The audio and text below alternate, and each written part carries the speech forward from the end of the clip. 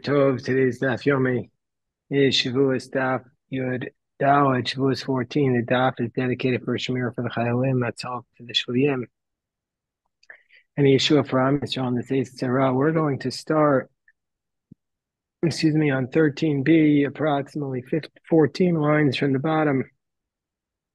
Gemara has been discussing a dispute between Rabbi Yehuda and Rabbi Shimon. Rabbi Yehuda says that when the goat that was sent out to Azazel on Yom Kippur, called the Sayar Mishtaleach, that goat atoned not only for the Yisraelim but also for the Kohanim, whereas Rabbi Shimon says it doesn't atone for the Kohanim. In that context, the Gemara cites a brisa.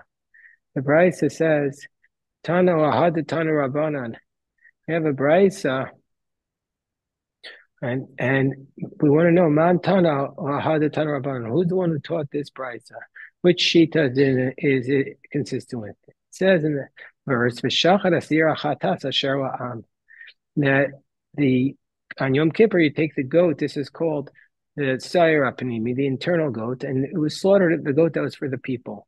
She'enas Kohanim is chaperbo. The Kohanim don't achieve atonement with this Sayar and Asabefnim, with this internal goat. So the Gemara asks, Bamem is chaperin. So how do the Kohanim achieve atonement on Yom Kippur? The Paroshal Aaron. They must achieve atonement with the bull of Aaron. Yachol Yiskaper b'Parashal Aaron. I might think they don't achieve atonement with the bull of Aaron. Sharei Kvar Nemer, Asher Lo, because it says it's his bull, so only he gets atonement. Me'ata Elan Kapara, so maybe they don't have any kapara. Shomer Yechaper al Kohanim. When it says he atones for the Kohanim, Matzino Lahen Kapara. So we find that they have a kapara. So B'Mehim Mischaprin. How do they achieve atonement? Mutav. So we know the Kohanim get atonement. So how do they do it? Mutav she's kapra with Parashal Aaron. Well, let's assume that it's better. We can assume it's more likely that they'll get atonement through the bull of Aaron. Shari Huter Mikol Eitzel Beisa, because Aaron's bull doesn't only atone for him; it also atones for every member of his household. And we don't assume it gets atonement for the goat that was done inside. Shalo Huter Mikol Eitzel Beisa, because that goat does not atone for the rest of the members of his household. And if that's not sufficient for you, we have another answer. Harei Omer, Beis Aaron Baruch es Hashem. Beis Halevi Baruch es Hashem. Yirei Hashem Baruch es Hashem. It says that all of the Kohanim are considered the Beis Aaron. So therefore, it's more logical to assume that Aaron's bull atones for all the Kohanim and not the internal goat. So now the Gemara says, Mantana. So who is the author of this? Amar Rabbi Yirmiyah. The look Rabbi Yehuda, it's obviously not like Rabbi Yehuda. Rabbi Yehuda says, of course the Kohanim achieve atonement.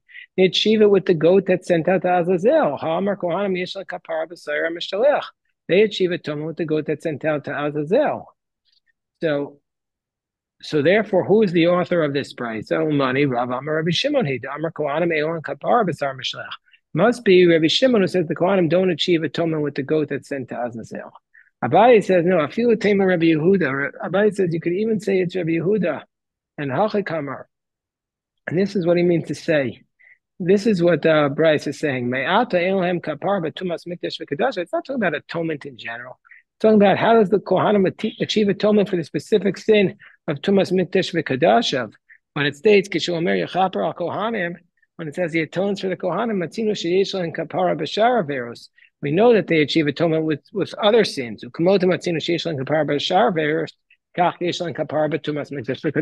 they obviously should also achieve atonement, or on top of 14a, with the sin of Tumas Mikdash V'Kadashav. So how do they achieve atonement for the sin of entering the temple in a state of ritual impurity, or eating the Kadashim in a state of ritual impurity? So Mutav Shishchabro V'Parashal Aaron. Let's assume that they get atonement with the bull of Aaron. Sharei Hutar V'Kolo Eitzel Beiso. Because Aaron because Aaron's members of his household are included in that. But let's not assume they achieve atonement with the goat that's done inside, because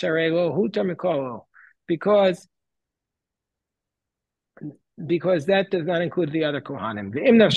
And if you want to say a different answer, that all of Aaron's family is considered Beis Aaron. Why do we need this second answer? What's wrong with the first one? If you want to say no, that the bull of Aaron doesn't include all the Kohanim, it says Beiso. It's just his household. So we say no, Kuhan Karuyan Beso. All of the Kohanim are called his household. As it says, Beis Aaron Baruch es Hashem, Yirei Hashem Baruch es Hashem.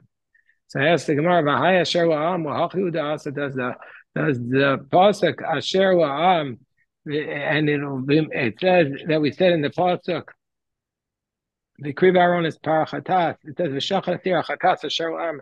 Is that coming to teach us this idea that the Kohanim are excluded from the atonement of the Sayer Anasta Bifnim, that they don't get atonement from that?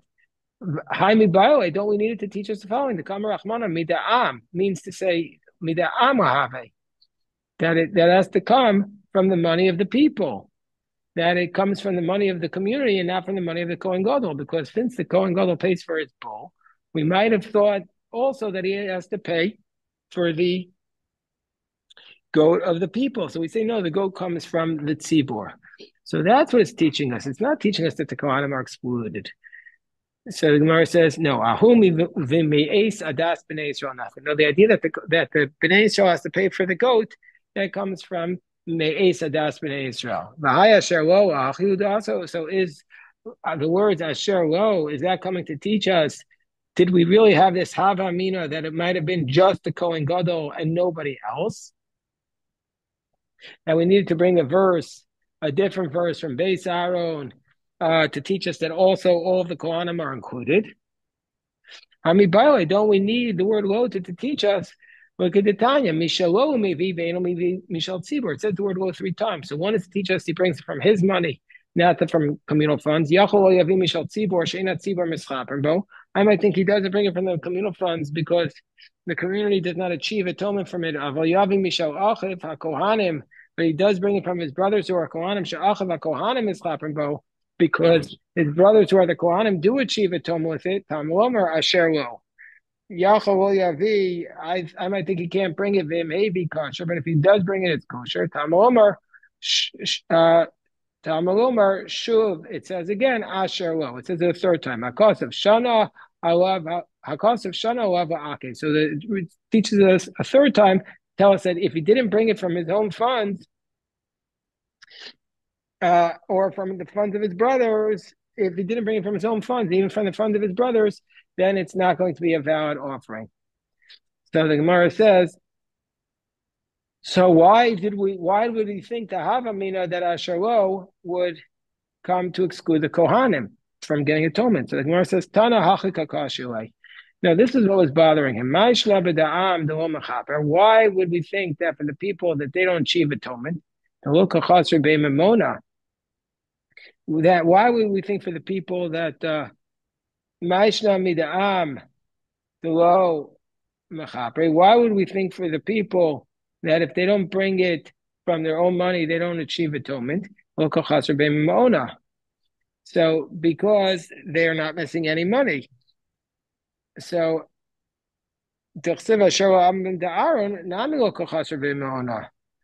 so also by Aaron, they're also not missing any. So what's the law for to go to the people that why does it not atone for the Kohanim to go kachasr b'mona, because it says shalom. So by Aaron also the Kohanim are also not missing money, and so therefore we shouldn't atone for them. So therefore, for this reason, the Ka'amar. So it says Beiso the Ka'amar. They answered Kula and Kriyam Beiso. Everybody is considered part of his household. So therefore, even though they're not paying money, they're going to achieve atonement. Mara says we're on Yudal Amad Aleph in the middle. Bishlamo Rabbi Shimon. It makes sense according to Rabbi Shimon, who says that the Kohanim do not achieve atonement to go to Azazel. For this reason, Hainu Duchsev Trei Viduyim V'Dam Apar. This is why we need to have 2 confessions of the Kohen, and also the blood of the bull that is sprinkled on the altar, because it says twice. Rashi reminds us V'Chiper Ba'ado Ba'abeso, and it says in the Gemara in Yoma, but kapar dvar makosim adaber, because that's a vidoy, that's a confession, because the bull has not yet been slaughtered, and there's also the application of the blood on the altar. So that's 3 kaparos to atone for the 3 sins that the Kohanim achieve atonement for, with the bull, and this corresponds to the 3 sins that the Jewish people are atoned for with the goats. and the goat that's done inside with the goat of Azazel and the goat of the Musaf service. But Ella, but that makes sense according to Rabbi Shimon. But Trevi doing with them apart. Corresponding to the three goats. El Rabbi Yehuda, Trevi doing with them apart. So according to Rabbi Shimon, we shouldn't require that because according to Rabbi Shimon, according to Rabbi Yehuda, one of the goats, the goat for Azazel, also atones for the Kohanim. So therefore, the Kohen Gadol should only have to do one vidoy and one application in the blood. We shouldn't need three because the Kohanim are only missing two because one of them they get latched on with the other, with the bow of the Israel, with the goat of the Israelim. So the Gemara says, Echalo ve'echalo beisa. No, one of the confessions is for himself, and one of them is for his household. Meaning to say that the Kohanim themselves only need two confessions or two kaparos, but prior to that, the Kohen Gadol himself has to do a confession. So, and what's the reason for that? The reason is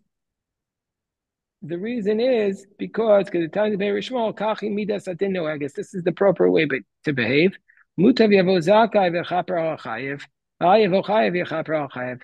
Would rather have the zakai, the innocent person, come and atone for the one who is chayev, and not somebody who is chayev, not somebody who's still guilty, to come and atone for somebody who's chayev. So therefore, first of all, he comes along and he does the first confession for himself and for his household. And after he does that and becomes meritorious, he does a vidoy for all the kohanim, and then there are two vidoys corresponding to the two confessions of the two atonements that the kohanim were lacking from the Bnei Israel. So Hadron Shevuos Shtayim, and basically the idea is kshod atzmacha v'achak kshod acherim. First fix yourself and then rebuke others. So now we will return to Shevuos Shtayim, and now we continue with the next chapter, which is called Yedios HaTumah. Still, we're not really talking about oaths yet. We're still dealing with the concept of Tumas Mikdash V'Kadashav. And we had started our first chapter by saying Yedios HaTumah Har Shtayim Shehin Arba. There are two that are four, and we discussed this. They're Tumas Mikdash V'Kadashav. That you did not know that you were Tameh. You did not know you were Tameh and you went to the base of Mikdash, or you did not know that you were Tameh and you ate from the Kachim. And then therefore, because you didn't know that this was the base of Mikdash and you didn't know that this was Kachim. Nitma v'yada, he became Tameh and he knew about it. V'nelma mimenu, and then he forgot about V'nelma mimenu Tameh. He forgot he was Tameh. V'zachar es HaKodesh, and he remembered that this was Kachim. Or Nela mimenu HaKodesh v'zachar es HaTamah, or forgot that it was. If he forgot that it was Kodesh, but remembered his Tumah, or Nel mimenu zeh v'zeh, or he forgot both, the Achol as Kodesh, and he ate the Kodesh, v'lo yada, and he didn't know about it when he ate it, umisha Achol yada, and then afterwards he realized it, harei zeh ba'olav yored. Well, then you're going to have to bring this carbon olav yored. Now that was the example of Kachim. But now we have the same idea with Mikdash, with the temple. Nitma v'yada, he became Tameh, v'nelma mimenu Tameh, he forgot his Tameh. Zachar at the Mikdash, and then he remembers that this is the base of Mikdash. Or now mimenu Mikdash, or he didn't realize it was the Mikdash, v'zachar at Tameh, he remembers he's Tameh. Or now mimenu zev v'zev, v'nichnat l'Mikdash, or if he didn't know either one, he enters into the temple, he forgot about either one. V'lo yada, and at the time he didn't know. Mishayata yada, and then afterwards he figures it out. Harei zeh ba'olav yored. So that's the carbon olav yored. So the Gemara is going to ask that question. That's exactly the Gemara's first question. But first we get there, the Mishnah, we do the whole Mishnah. What is the space of the temple? The space of the temple is the courtyard or the addition that was added on to the courtyard. That's also considered part of the Temple Mount. You're only allowed to add on to the city of Jerusalem or to the courtyards if you have a king. If you have a king to help you do it, and also the Navi, and also it needs a prophet or a Tumim, the Sanhedrin shall Shimon ve'echad. You need all of these players there. Ubishtei todos, and the Gemara is going to tell us that these are 2 loaves of bread. Ubashir, you have to have song. Ubastin mahalchin, the court proceeds. They walk. Ubishtei todos achareim. These 2 loaves of bread are after them. And why are they called the todos? They come from the lachme toda, which is relevant to Shevuos, as we'll see in tomorrow's daf. The Kol Yisrael Achreim, and then all of Israel follows it. That's how you add on to the Temple Mount and to Jerusalem and give them holiness. You're able to give them holiness. The commentaries discuss. The Rambam says that you can add on Jerusalem as much as you want. You can just keep expanding Jerusalem all the way theoretically throughout the entire land of Israel, contiguous, but you can't add on to the Temple Mount beyond the mountain itself. That's you're limited. But you do have space all over the mountain to add on to make that area holy. The inner Toda is the in v'achitzona nisrefes, and the external one is going to be the one that's burnt. But if it wasn't added on in this process, and then you enter there while you're tamei or on top of your dawat on the base, then you're not going to be liable for it. Let's say you became tamei in the courtyard itself, and then you forgot that you were tamei. We remember that this was the temple. Or now mikdash v'zachar tama, or you forgot that this was the mikdash. Remember your tamei. Or now zeh, or both of them you forgot. And you wait and you bow down. Or you waited the time it takes you to bow down, which is a service in the temple. Or you went out by the longer path. Chayav. Then you're going to be liable for this carbon. Biktsar, but if you went out the shortest path, you're pater, because then you got out as quickly as possible. If you didn't wait the time that it takes to bow down. Zui mitzvah saseh shebemikdash she'en chayiv v'noah. So this is a positive commandment in the mikdash that you're not going to be liable for it. What is this referring to? So that let's say the court rules in a mistaken manner that this is not part of the mikdash, and they made a mistake. Well, they don't have to bring a carbon on it. But there are other cases where if the Kohen makes the mistake and they have to bring if the Bezdin or the Kohen Mashiach rules improperly, then they have to bring a bull as a sin offering if they ruled that it was allowed when it was not allowed. Basically, if the court makes a mistake, if the Sanhedrin makes a mistake and they rule that something that you get kares for is permitted and the community follow their teaching, then when it becomes clear that they cause everybody to make a mistake, they have to bring a chatas. But if they made this mistake about tamei, sending somebody out tamei from the base of mikdash, which is a mitzvah that you're liable for kares, so like for example, let's say they said that you're allowed to stay there when you're not, then they don't have to bring a carbon, because this is not a carbon chatas, but it's a carbon all of the yored. So therefore, we don't make him bring a carbon. And so then the Mishnah continues, ve'ezuhi mitzvah saseh, and what is a positive commandment? Shebenida shechayav v'noah. So why are we talking about nida here all of a sudden? So Rashi says, since we talked about the law, since it says in Harios and that you're not liable for a positive commandment in the temple, but you are liable about it and a say of nida, because it's a similar case where you were in a place where you were allowed to be, but then you weren't allowed to be there anymore. So, and how do you extricate yourself in that situation? And that's what it's talking about in the case of nida. If they made a mistake and rule that you was allowed when it wasn't. If a man is with a woman who's tahor, she's not a nida, and she said that she became a nida in the middle. She says she's tamei. Uperish miyad. He immediately separated from himself from her without waiting for his aver to become to say that while his aver was still in a state of kishoy, then he's going to be chayiv, then he's going to be liable. Because if you separate with an aver chay, then there's benefit, then there's pleasure for that. So that's prohibited. Also, hanalo could be also. And so because his departure is like his entrance there. And so therefore he has to wait until the aver is mace. And that's called a mitzvah saseh, that it's not like the prohibition of nida, which is a lo saseh, Rashi says. And the aseh is the obligation to separate, according to the Rambam, but he has to wait.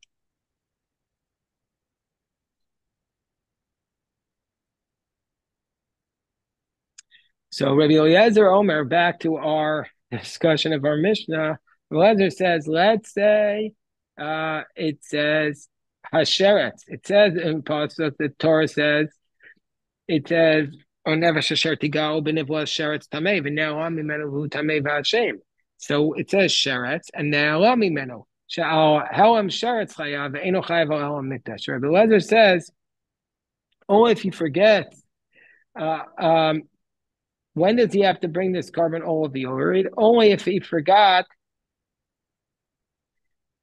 about the Sheretz, but not if he forgot about the Mikdash. So that's when he's chayiv.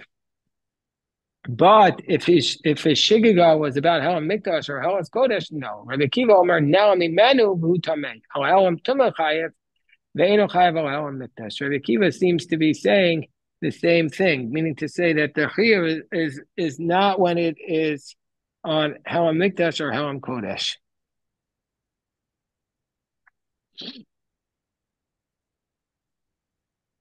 So Rabbi Shmuel Omer v'nelam shtei pamim l'chayv al Helam Tumah al Helam Mikdash. Rabbi Shmuel says no. It says nelam twice to say you're liable for both Helam Tumah and Helam Mikdash. So the Gemara is going to discuss all these questions, all these shitas. So Amar Papa Abaye. So now Rav Papa says to Abaye, Shtayim shein arba. And Jeff and Rav Papa asked the exact same question. So it says that there are two that are four. What do you mean two that are four? Shtayim shein sheish havin. It's really not two that are four. It's really two that are six. There's Yedias Atuma Tchila V'Sof. There's Yedias Atuma that you know your Tameh at the beginning at the end. There's Yedias Hakodesh Tchila V'Sof that you know that this is the temple and in the beginning, and you know it's a temple at the end. And Yedias Mikdash Tchila V'Sof. Excuse me, Yedias Kodesh. You know that this is sacred food, and then there's Yedias Mikdash Tchila V'Sof. So it's really six. Gemara says, well, Tameh, according to your logic, Tameh, I mean, it's really eight. Da'ika Tumah de Kodesh v'Tumah de Mikdash Tchila V'Sof. So it's really not six. It's really eight. Gemara says, Halokasha. No, that's not a question because Shem Tumah Achasi. That's not a difficulty because we want to say that really the Shem Tumah is the same thing. The concept of Tumah is on both. So it's really only six.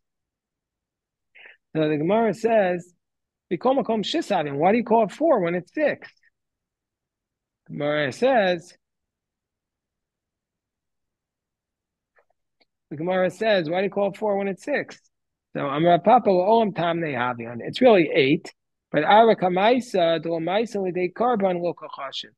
The initial four, which will not bring you to a carbon, that we're not going to be calculating. We don't include those. Why don't they bring you to a carbon? Because so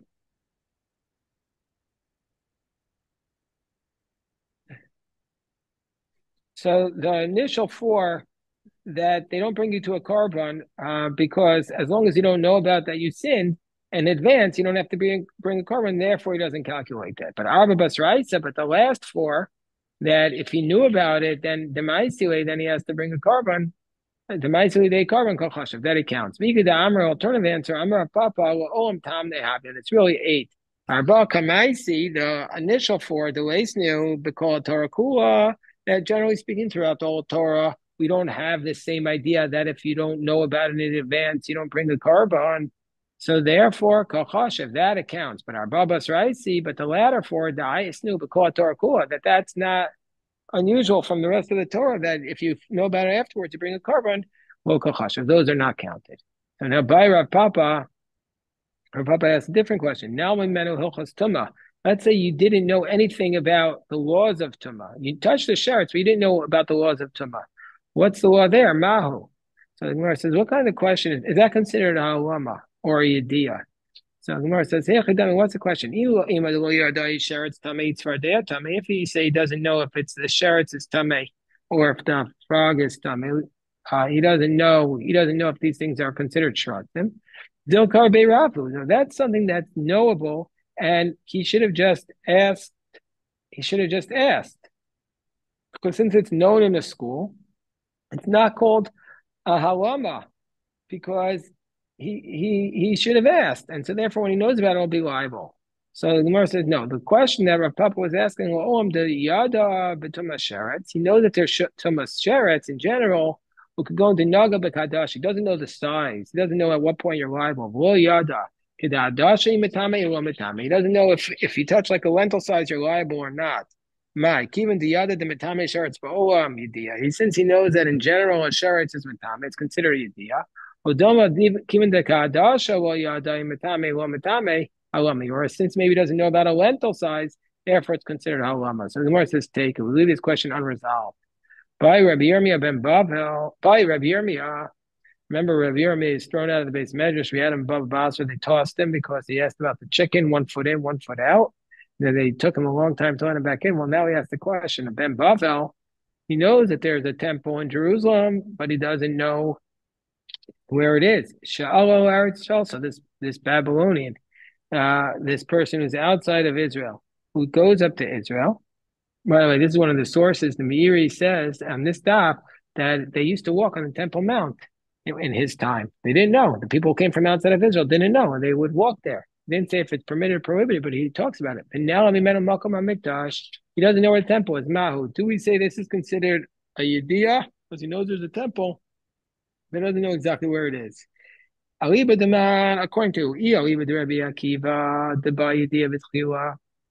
According to Rabbi Akiva, who requires Yediyah at the outset, Alom Achayev Helam Mikdash. Can't be, because he never requires you about Helam Mikdash. He's only on Helam Kodesh.